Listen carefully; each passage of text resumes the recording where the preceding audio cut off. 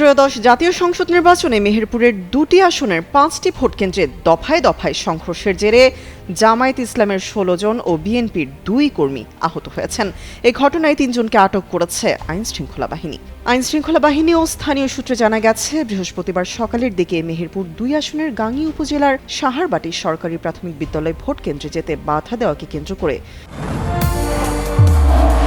নির্মাণে number 1 Shah cement BNP ও জামায়াত নেতাকর্মীরা সংঘর্ষে জড়িয়ে পড়ে। এতে জামায়াতের ১০ কর্মী সমর্থক আহত হন। আহতদের মধ্যে ৬ জনকে মেহেরপুর জেনারেল হাসপাতালে ভর্তি করানো হয়েছে। একই সময়ে গাংনী উপজেলার ছাতিয়ান ভোটকেন্দ্রে জামায়াতের ভোটারদেরকে কেন্দ্রে যেতে বাধা দেওয়ার অভিযোগে জামায়াত ও বিএনপির সংঘর্ষ হয়। এ সময় জামায়াতের ৪ জন আহত হন। এদের মধ্যে ৩ জনকে গাংনী উপজেলা স্বাস্থ্য কমপ্লেক্সে নেওয়া হয়েছে। সকাল 10:30টার দিকে গাংনী উপজেলার খাসমহল গ্রামে সংঘর্ষ হয়।